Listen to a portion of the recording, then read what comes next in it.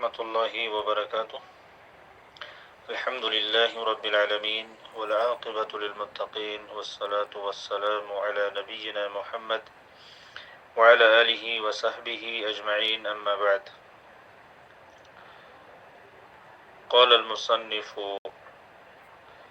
لشعراء القرن الثامن لصلاح الدين خليل بن أيبك الصفدي المتوفى سنة 764 الهجرية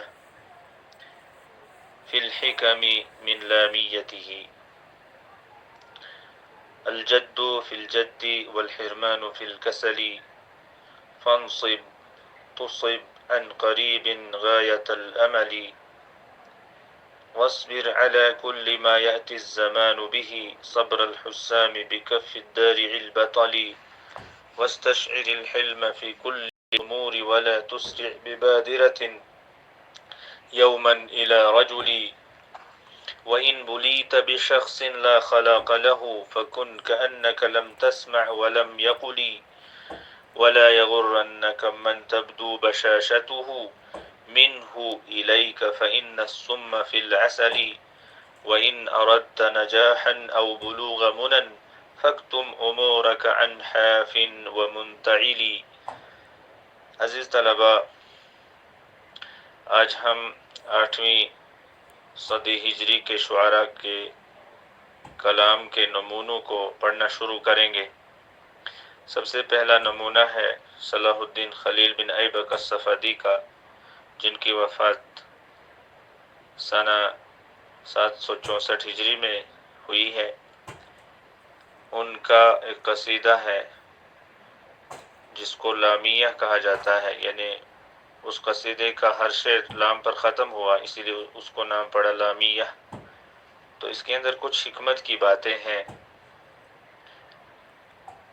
اسی لیے کہا گیا فی الحکم من لامیتہ، اس کے قصیدہ لامیہ سے کچھ حکمتوں کے بارے میں اشعار ہے۔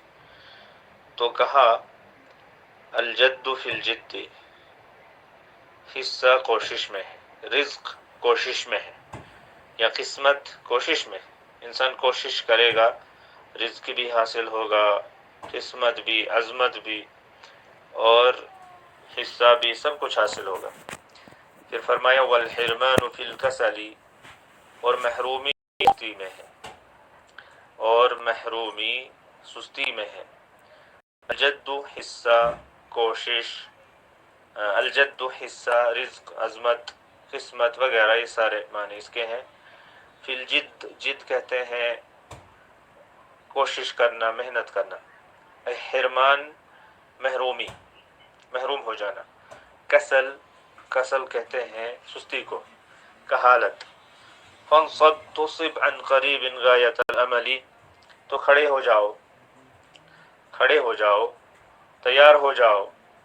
تصب تم پاؤ گے، عن قریب قریب سے، غایۃ الامل امید کی غایت، امید کی غایت۔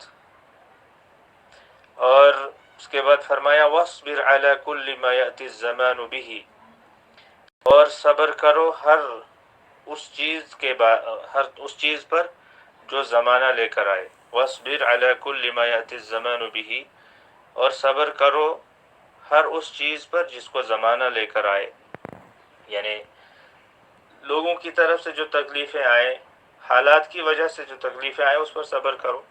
صبر الحسام بکف الدارع البطل، اس تلوار کے کی طرح جو زرہ پوش بہادر کے ہاتھ میں ہو۔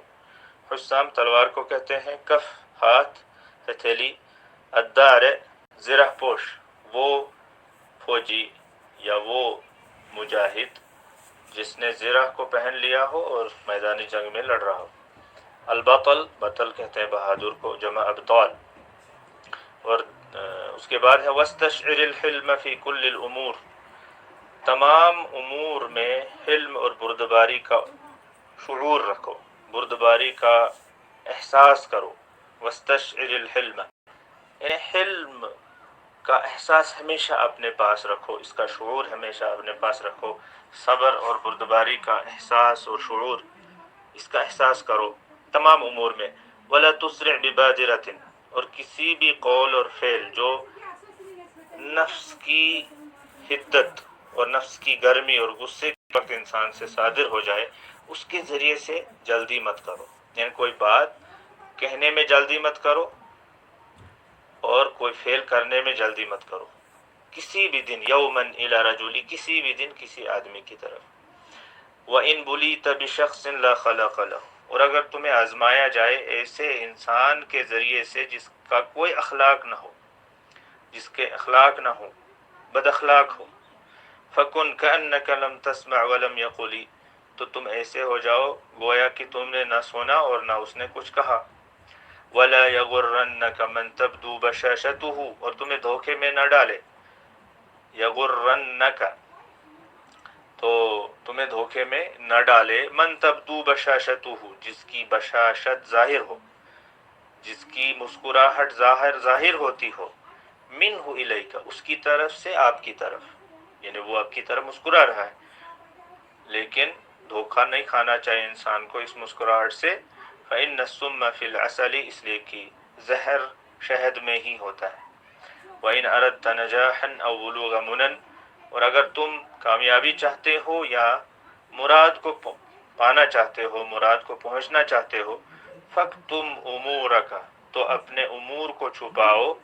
انحاف و منتعلی، انحاف ننگے پاؤں سے، ننگے پاؤں انسان سے، اور نالین پہننے والے انسان سے. وہ انسان جو پاؤں میں جوتا یا نالین یا چپل وغیرہ پہنتا ہے، ان دونوں سے اپنے امور کو چھپاؤ، اپنے معاملات کو چھپاؤ. یعنی حسد ہو سکتا ہے ان لوگوں کی طرف سے. اب حاف شاید ننگے سر، جس کا سر جو ہے اس کے بال جو ہے گر گئے ہوں، ختم ہو گئے.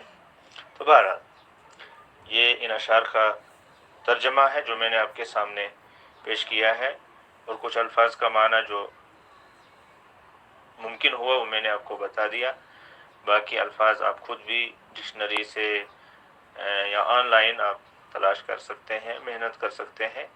اور میں ترجمہ جو یہاں پر کتاب ہے اس سے بھی آپ کے لیے یہ ترجمہ ڈال دیتا ہوں.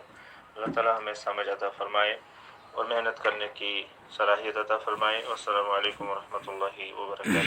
وعلیکم السلام ورحمۃ اللہ وبرکاتہ. آمین یا رب العالمین.